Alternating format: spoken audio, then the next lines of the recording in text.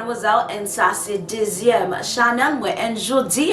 We're going to be talking about why Haitians who come to other countries, in this case we're going to be talking about America, refuse to speak English or whatever respective country they migrate to's language. So of course, like I said, today we're going to be mainly speaking about America because I'm in America and I can only speak about English and America. Now before we get started, of course, smash that like button, smash that subscribe button, smash every button you know that can help a sister out. Get your merchandise. Okay, everything you need is linked down below. And if you want to check out my other channels, it's linked down below. I have a business that can help you guys grow your channel, Media Hustle, schedule your consultations with me. So let's get started. Now, what's interesting about this is I actually just filmed a video right before this about why, as a Haitian American, I refuse to speak French, and a lot of other Haitians refuse to speak French as well. You know, it's kind of like a form of rebellion. And a couple of years ago, I actually started to think about like why there's so many Haitians that come to this country. It's been 5, 10, 15, 20, 50 years and they still don't speak English. And my mom is one of those people. Crazy enough, my mom is one of those people that is like such a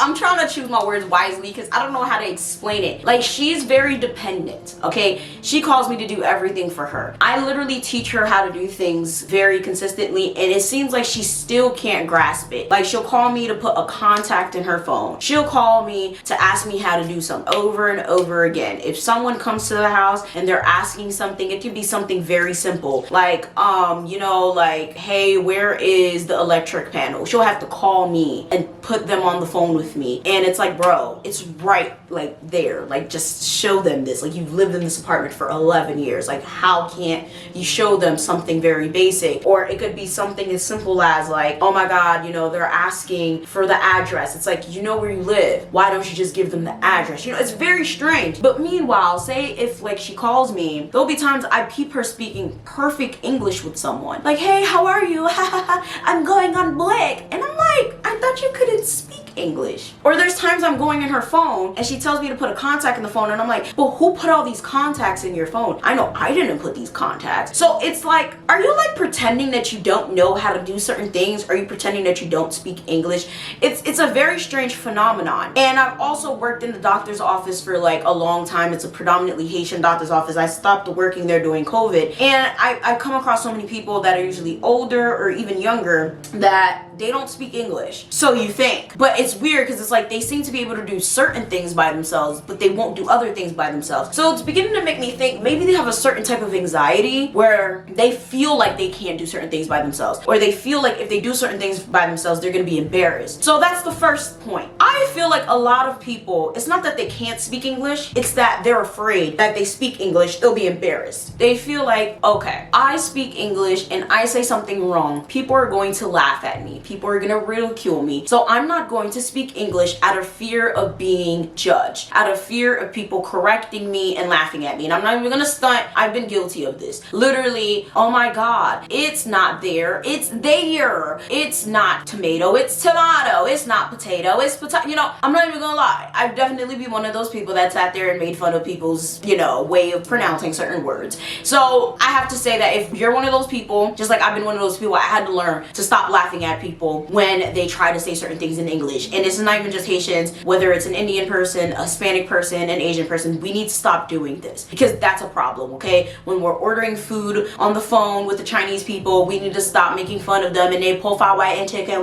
We need to stop that. That's not okay. The people in the nail salon, the people in the bodega taking our order, like, that's not okay, because this is why, okay, we're getting so mad at these people that we're like, you know, complaining that they can't speak English on the customer service line. We're getting so mad that when we're in the Uber, they can't understand the directions that we're giving them. But the reason that they're so discouraged from speaking English is because we're making fun of them. Instead of making jokes and instead of laughing at them, we need to learn how to correct them in a way that encourages them to speak English, because that's the first issue that I'm seeing here. And it's the same on the other end. This is why a lot of people are afraid to speak the languages of the countries that their parents come from. There's so many Haitians that I know that literally literally their parents are born in Haiti, their parents are born in Chile, their parents are born in India, and they don't even speak these languages, because when they try to speak Indian, when they try to speak Chinese, when they try to speak Slavic, people make fun of them. That's a problem. Encourage your kids to speak these languages. These parents are like, oh, well, I can't get them to speak any lick of Chinese. Do you make fun of them when they try to say something? Do you try to make fun of them? Are you making fun of them when they try to speak Korean? Are you making fun of them when they try to speak any type of Indian? Because that is a problem. We can't make fun of people when they're trying to speak these languages. And I feel like that's the number one issue. The second issue I really think is the fact that there's no incentive. I feel like a lot of people, when they come to America or they come to any other country, they're settled, right? They come here, they have family here, they have people, or whoever it is, they go work at a factory, a warehouse, a hotel, whatever it is, and they just there for the next 50 years. And what do I need to learn another language for? I have Kate, John, Bob, whoever just helping me out. So what am I learning another language for? Now there's some people that come here and their incentive is, I want to learn another language so I could go to school, so I could get a better job, so I can move on up. There's a lot of people that do that, but there's a lot of people that don't. They don't give a shit. They just want to come here, make their money, you know, cash out their pension and live a nice life and go right back to their country so they can live a better life. They want to build their houses. A lot of Haitians come here to make their money, get their retirement, cash it out, and bounce. That's what a lot of Haitians do specifically. They're not here to like be a doctor and, you know, whatever, move on up. And a lot of them just want to live their nice little job, stay in a nice job for the next 50 years and chill. They want their kids, okay, to do better than they did and basically live off their kids. It sounds fucked up, but a lot of them want to live off their kids. They want their kids to do better and then whatever, basically give them a better life. It sounds fucked up, but that's what a lot of them want to do. A lot of them see their kids as a retirement plan, essentially. They're like, okay, I want to stay in my nice little job making maybe anywhere from $8 to $15 an hour. That's good enough for me. You know, get as much as I can for retirement, maybe invest in a little bit of things here and there, invest in a little business in Haiti, build my little house in Haiti, and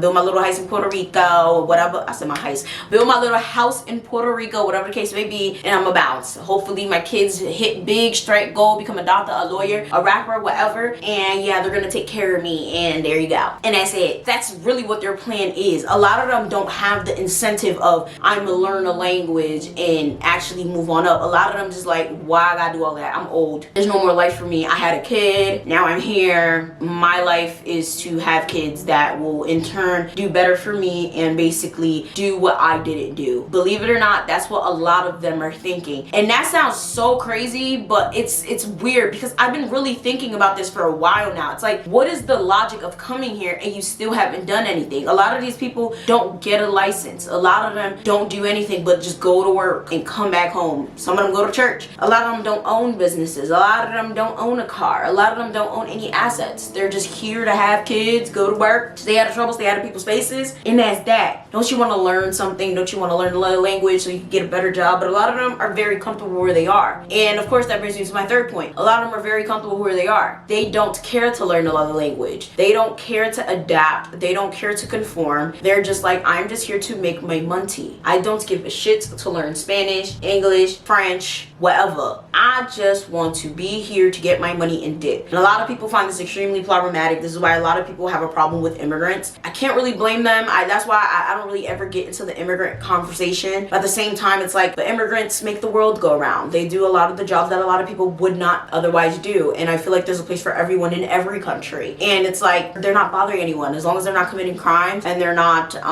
impeding on anyone's happiness, it's not that big of a deal. But I can see how this can bother people if you're not even at least trying to care to be where you are, at least trying to contribute to society. You should at least try to like care to fucking learn the language. But yeah, a lot of them don't care. When I was doing the research on the videos I've already put on this channel, like German Haitians and Asian Haitians, I'm gonna do a video on Jewish Haitians soon, even though that's not necessarily like a race, but you guys understand. A lot of different Haitians and a lot of different other ethnicities and cultures of people that migrated to different areas around the world, a lot of them only care to preserve their own cultures. And I would love for you guys to comment down below, is that that a problem? Is it an issue that a lot of people care to preserve their own cultures when migrating to other places? Because I don't know. I think it's important to preserve your culture, but I still feel like you have to adapt somewhat.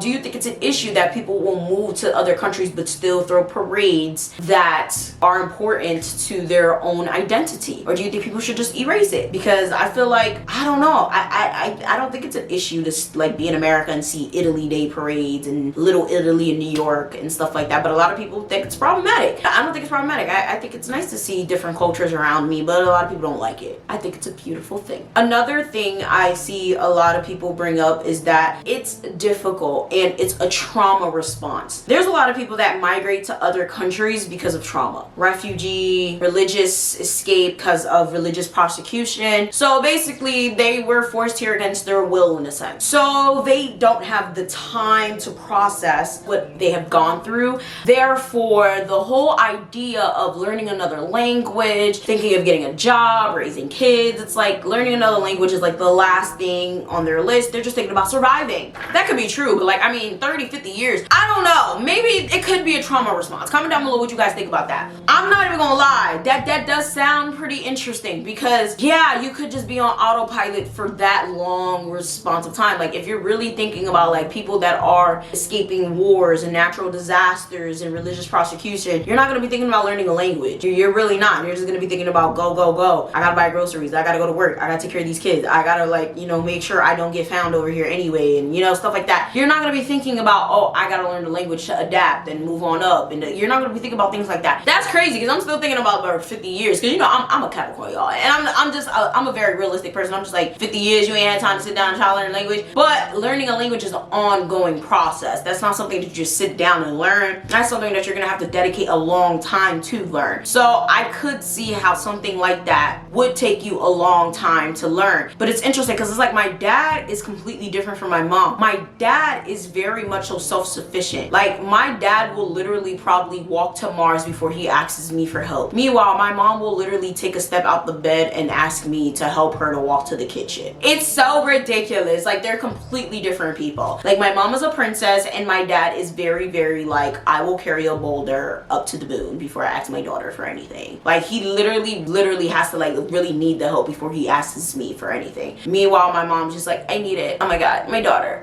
is gonna help. My daughter. It's like, bro, like, but she can speak the English. Like my mom can speak English. It's as if she's just really afraid to. And it's funny because like my dad peeped it too and my dad called her out on it not too long ago. And I'm like, I'm so happy that I'm not the one. Like I'm not the only one. Like she could speak perfect English. Like it's not perfect, but it's like, it's pretty good. Like she could hold a decent conversation and she could get to point A to point B. Like she be out here talking and it's crazy because she be telling me stories and I'll be like, so how did you hold this conversation with this person? How did you get this person to what? And she don't even be peeping that she be snitching on herself. She be like, yeah,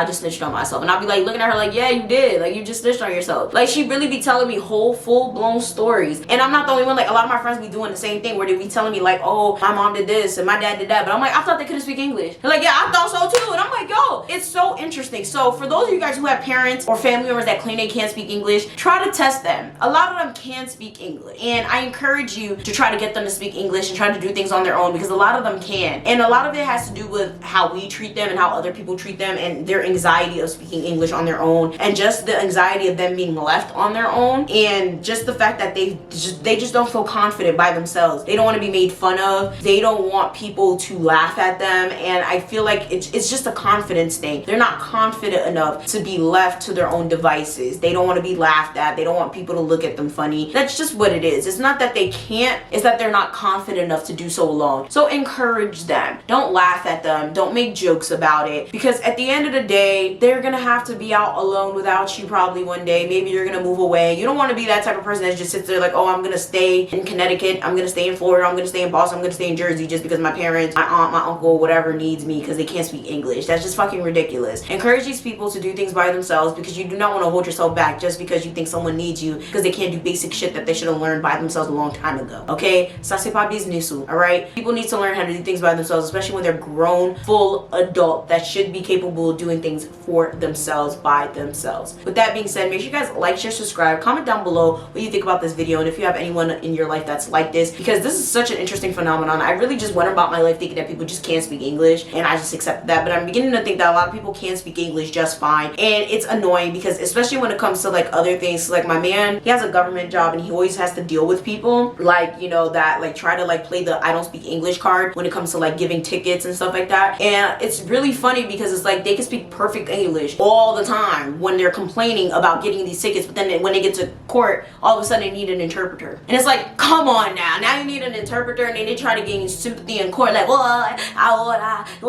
nigga, bye. Like, you know, so it's just so interesting. Comment down below because I'd love to hear your thoughts and opinions on this. With that being said, make sure you guys comment down below, peep the description box for all the information that you guys always ask me about. Like, share, subscribe, do all that, and I'm gonna see y'all next time. Bye.